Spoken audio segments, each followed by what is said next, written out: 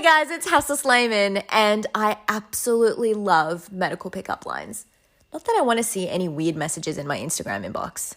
Been there, done that. Check this out. I want to be with you forever. Like herpes simplex and the trigeminal nerve. Who says that?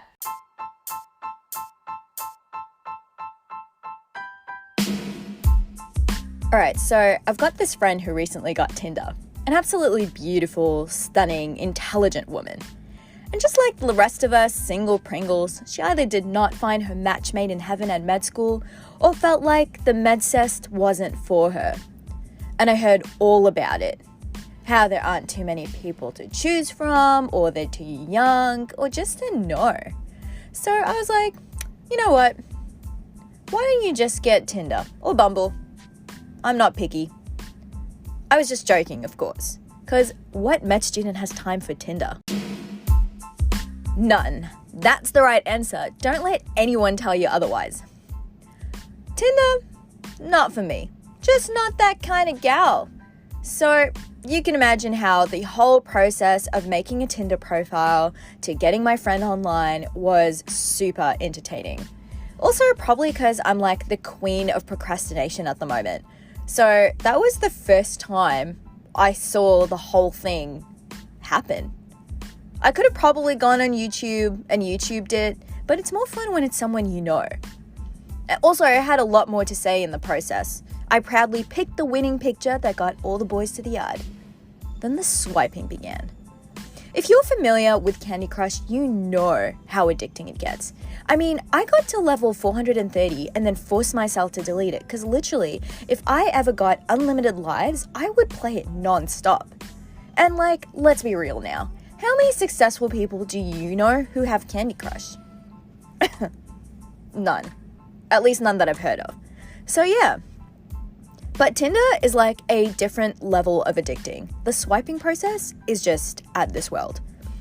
And also, is it just me or does the swiping make you feel like the biggest, judgiest person? Like literally, I swiped no because someone was blonde. Why would I do that? Suddenly she starts shaking me because someone swiped back. And is it just me or why does every conversation begin with hi? Like seriously, that's so cliche. Start with commenting on something on her profile. Also, that probably makes sense, but hey, like I'd rather someone just comment on, like, use a pickup line, you know? Pickup lines are great. I won't be complaining. Or like some random thing on the profile, or just start a random topic. Why just hi? So, guy numero uno. Let's give him a name. How about Carter? Yeah, let's give him Carter. Charming bloke. I'll give him that. And let's give him some bonus points for persistency. They spoke for like 2 days straight. And then he says, hey, want a massage? And by then, my friend has already decided he's a no. So me being the weirdo that needs entertainment at midnight in the study room, I'm being super specific because I remember this moment. I was like, maybe correct his spelling. Guys don't like that, right? So she texts, it's actually massage.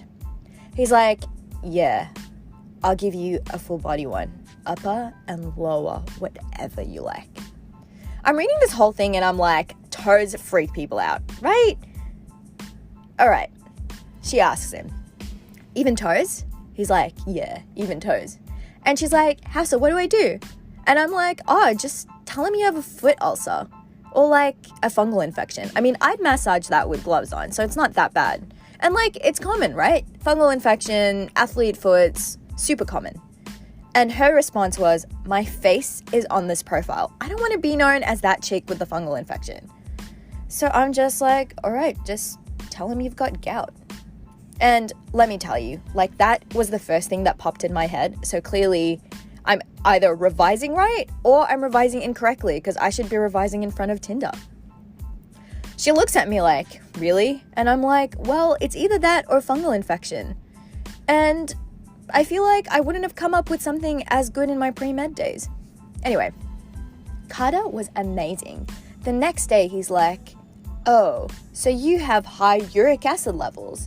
To be honest, did not expect him to Google that. I'm not saying he's dumb. I'm just saying like, I mean, he went silent for a while, so I thought we scared him off, but apparently not.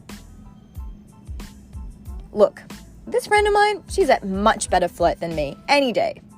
I just know how to come up with weird things to say. I'm like pro at that. I wouldn't have minded some piano skills or dancing skills, especially something like some sexy dance routine, something like bachata. But no, I'm that person that comes up with weird medical comebacks for her friends on Tinder. Anyway, moving on. Case number 2. Let's call him Ricky. Yeah, I like that name. Let's call him Ricky. So he's chatting my friend up and he's like, you seem like a good girl. And she's like, a pro flirter, right? So she's like, oh, trust me, you don't know the half of it. The dangerous ones are the most discreet ones. I feel like that was probably like jackpot in his head. So he's like, oh yeah, so latex, etc., etc., etc. Like a bunch of things that I frankly do not even understand, but you can tell they're like weird stuff. And she's like the biggest foodie, so I was like, show him your love for food. And what better way than expressing it through the Canadian delicacy Rocky Mountain oysters? If you don't know what this is, I suggest you Google this. You're in for a surprise. And his response?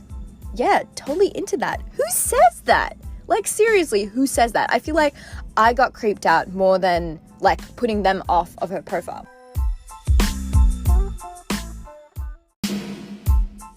Also guys, how far have you gone to put someone off of your online, Tinder, or whatever dating profile? Alright, so I just found out you can actually unmatch people on Tinder. So I guess my special talent has gone to waste. Gotta find a new one.